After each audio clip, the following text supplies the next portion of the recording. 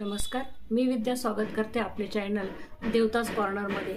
कोजागिरी पौर्णिमेची पूजा कशी करायची आहे ते ह्या व्हिडिओमधून मी दाखवणार आहे आणि कोणते कोणते सेवा करायची आहे तेही मी ह्या व्हिडिओमधून तुम्हाला सांगणार आहे।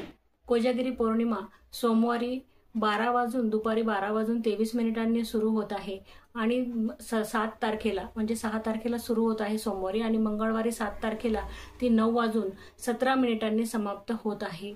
आता ह्या दिवशी आपल्याला कशाची पूजा करायची असते तर बघा, आपल्याला ह्या दिवशी इंद्राची, लक्ष्मीची आणि कुबेराची पूजा करायची असते।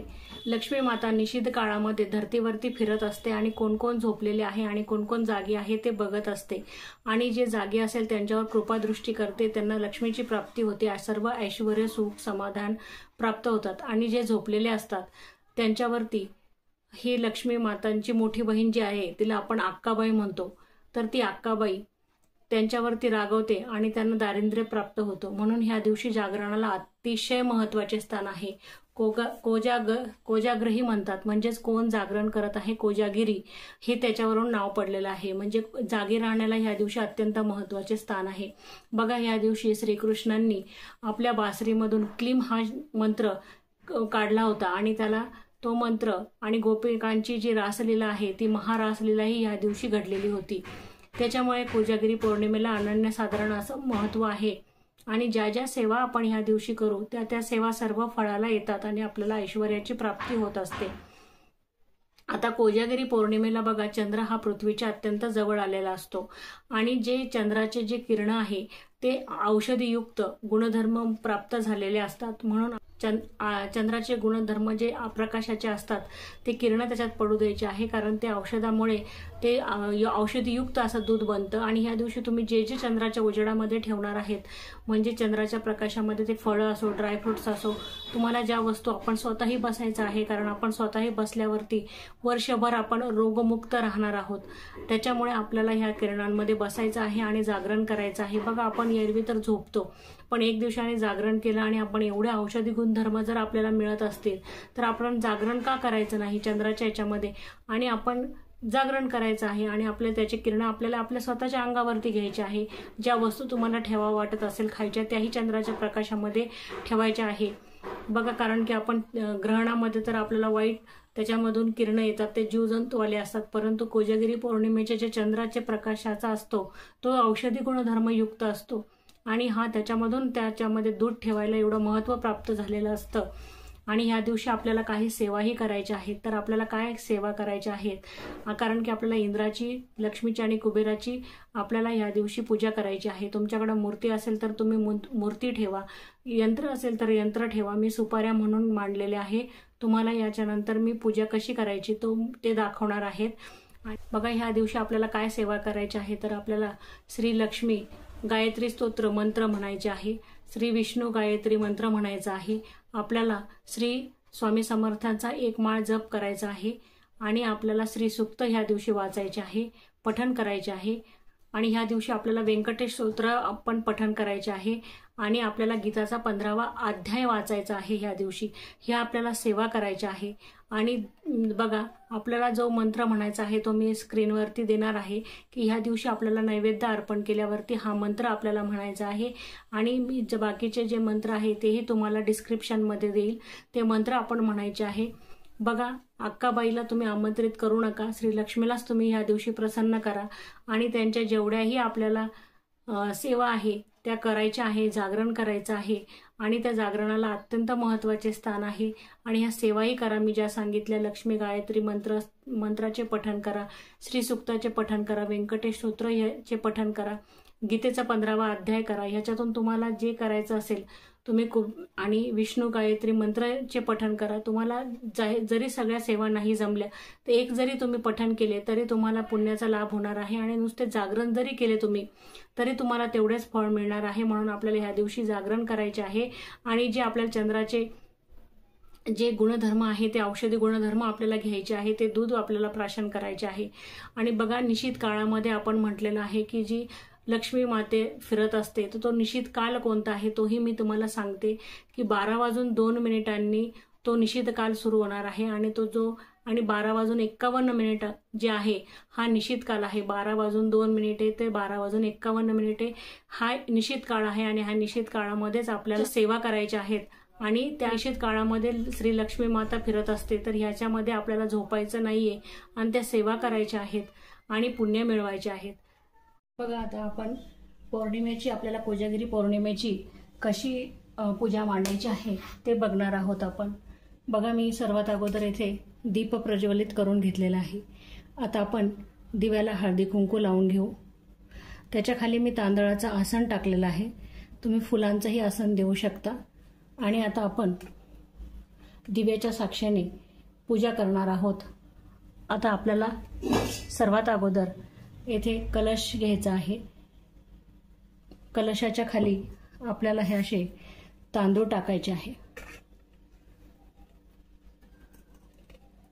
आणि पांढरा कपडा आपल्याला असा अंथरून घ्यायचा आहे अगोदर चौरंगावरती किंवा पाटावरती, आणि त्याच्यावरती आपल्याला पूजा करायची आहे. बघा चंद्राचा कलर पांढरा असतो आणि त्यांना पांढरा कलर हा अतिशय प्रिय आहे, म्हणून आपल्याला पांढऱ्या वस्त्रावरतीच पूजा मांडायची आहे. आपण असे तांदूळ टाकलेले आहे, त्याच्यावरती हळदी कुंकू लावून घेऊ. आता आपल्याला कलशाला असं स्वस्तिक काढून घ्यायचं आहे आणि रेषा मारून घ्यायची आहे.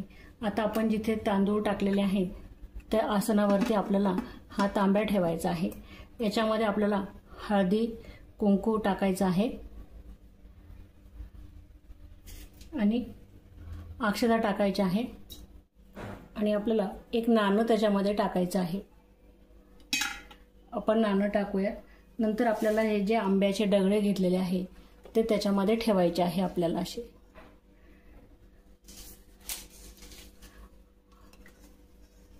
आणि त्याच्यावरती आपल्याला नारळ ठेवायचा आहे. आणि आता आपल्याला असं नारळ त्याच्यावरती कलशावरती ठेवून घ्यायचं आहे.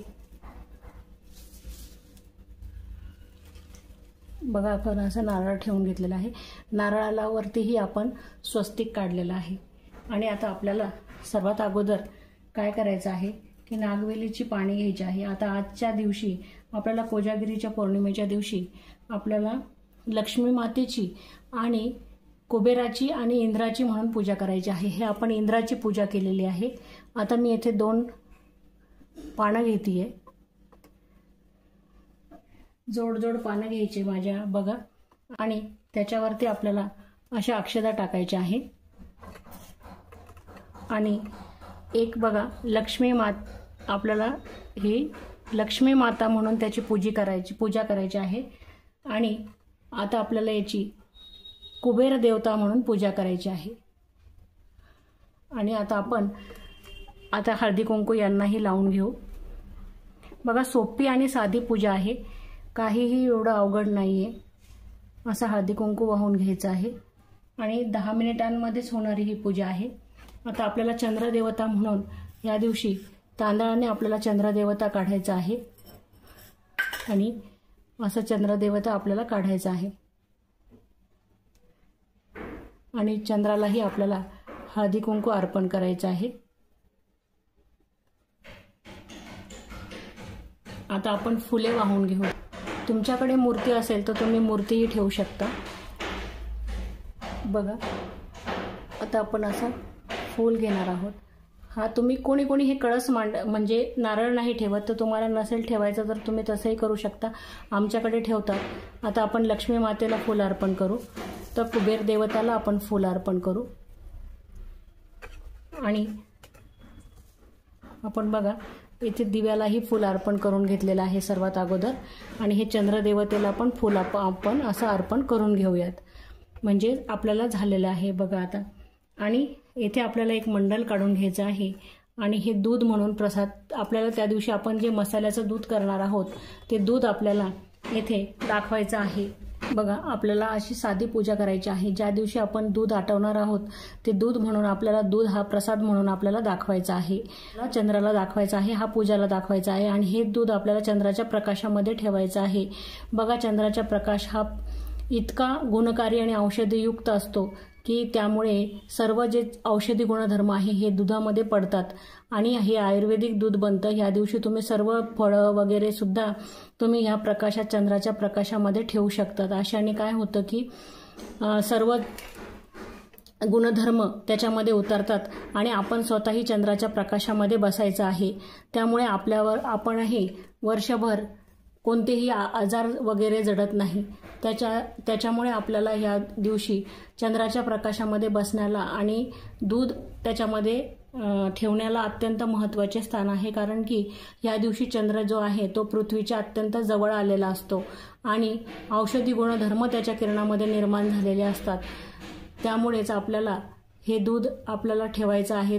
मी अशी खाली रांगोळीही काढून घेतलेली आहे, तुम्हीही अशी रांगोळी काढायची आहे। आणि बघा, साधी अशी पूजा आहे, तुम्ही साधी पूजा मांडायची आहे। बघा, आपण तांदळाचा इथे बनवलेला आहे आणि सुपारी ठेवलेली आहे। लक्ष्मी माता म्हणून कुबेर आणि इंद्र यांची पूजा आपण केलेली आहे।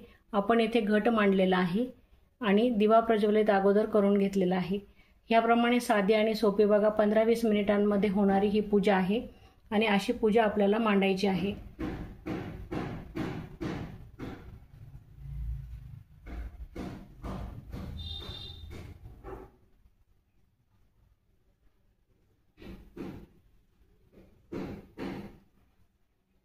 तर चला, तुम्हाला व्हिडिओ आवडला असेल, माहिती आवडली असेल तर चॅनलला एक लाईक करा, सबस्क्राईब करा आणि कमेंट करायला अजिबात विसरू नका।